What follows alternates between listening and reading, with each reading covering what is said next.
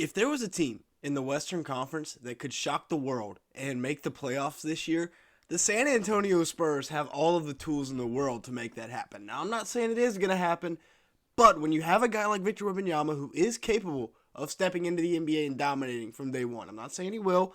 He's capable, 7'5", with everything he can do with the ball.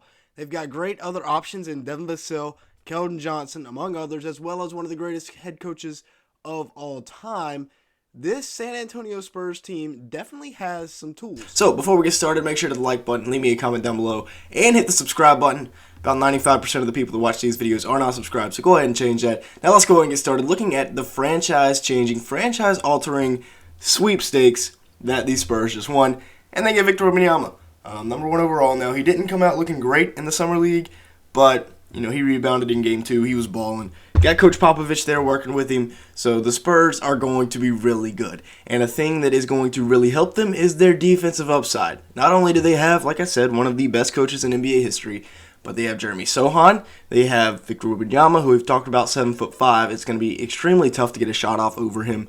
Sohan can guard basically the 1 through 5. He can do it all. And then Devin Vassell is one of the better perimeter defenders in the NBA that just doesn't get talked about enough. It's 6'6", 6'7", with a really, really good wingspan. He's really tough to score on as well. So this Spurs team, lots of defense. It's going to be tough to score on them. Now, it is the NBA, so they're probably going to get scored on a lot. But this is a team that had like the number 30 defensive rating last year. I'd expect that to be top 15 this year. They also have Trey Jones, a guy who, although slightly undersized, is a good defender from the point guard position. Great point of attack defender. Like I said, slightly undersized, but I think he's going to be the starting point guard for them this year. He averaged 13 points a game, 6.5 assists, and 3.5 rebounds. Good floor general. His brother Tyus does it at an elite level as well. I mean, I think he'd probably be better suited as a backup point guard versus a franchise point guard, but 46% from the field, pretty solid there. 1.6 steals as well, and then 29% from 3. They'll have to get that up. Not the best three-point shooter. Really hasn't been ever since his days at Duke with Zion and RJ. 29 minutes a game, though, last year. Only 1.4 turnovers to 6.6 assists per game. Very solid assist-to-turnover ratio right there. And then, you look at their generational prospect, the main highlight of the Spurs offseason, Victor Wembenyama. The greatest prospect of all time? Question mark? Maybe. I mean, he's got probably the highest ceiling at 7'5" and can do everything a guard can do. 21 points per game, 10 rebounds, 3 blocks. Now the only thing holding him back is injury and his weight. His weight is probably a big time concern. Now those numbers were put up in the best French league, so that's not really nothing to sneeze at there. In 3 years, will he be the best offensive and defensive player in the NBA?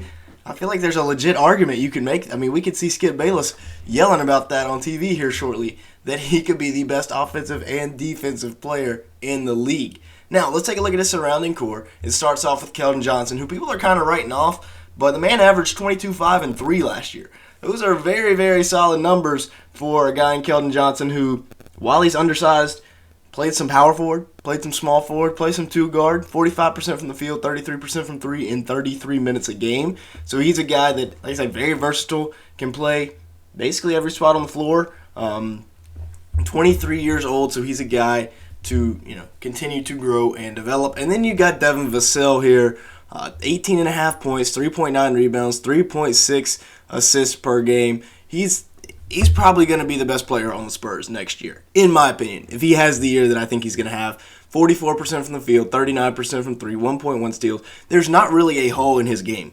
He does everything. He can shoot it. He can score from all 3 levels. He can defend. He can knock down the 3 ball, obviously.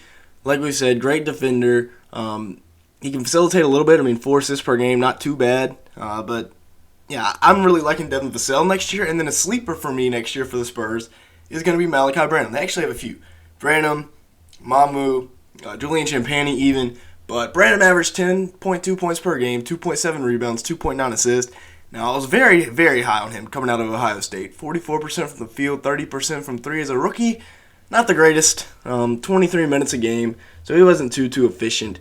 But, you can fix that for sure. especially because he was extremely efficient in college, one of the most efficient in the class. And then you look at the per 36s, like I mentioned, he only played 23 minutes a game, so his per 36 numbers are very good, around 18 points a game there. So Branham, with increased usage this year, should be having a big-time year.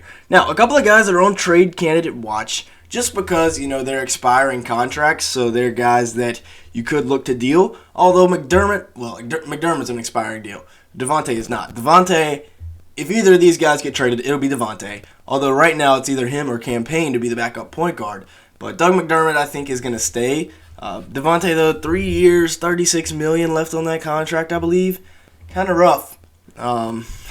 Maybe it's 2 years, 24. If it's just 224, then they might keep him around.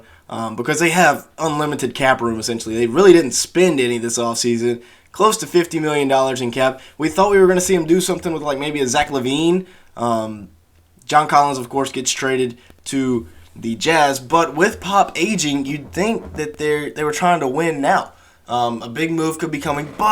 And then again, Pop just signed that long-term extension. So maybe they don't make a big move out of nowhere and just play the long game. They have lots of assets over the next 5 years as well. They have loaded up on picks very quietly, but they have a ton of picks. They'll have Charlotte's lottery-protected pick next year, as well as their own and a couple of seconds. And then in 2025, they'll have their own, Atlanta and Chicago. 2026, they'll have their own in Atlanta's, and then Atlanta's in their own in 2027 as well. But that Chicago pick in 2025 could be very good, depending on how good the Hornets are next year. That pick could be in San Antonio, I'm not sure. I'm hoping the Hornets make the playoffs for once as a Hornets fan, but probably won't happen, so I'm not going to get my hopes too high. But yeah, lots of picks, lots of cap space to play around with. Let's take a look at the lineups for next year. At least these are my projected lineups for them. Of course, Trey Jones at the starting point guard spot. Honestly, it's probably going to be Zach Collins at the 5 because I don't know if Wemby is physically ready. Maybe they play Sohan at the 5 and let Wemby play the 4. But it's probably going to be Zach Collins at the 5, Wemby at the 4. These are just, in my opinion, the 5 best players on the Spurs, although Zach Collins was very good after they traded Podol last season. We'll see. I mean, if I was throwing guys out there in 2K or something, this is what it would be. But, of course, not 2K. Greg Popovich has a few more NBA wins than I do as a head coach.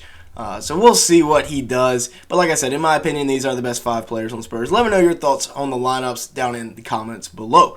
Now, taking a look at the reserves, like I said, they just traded for Campaign from the Suns, giving the Suns some cap relief. He will be a solid backup point guard. I mean, we've seen him be a very solid backup point guard in Phoenix for a while now, if they want to go a different direction than Devontae Graham.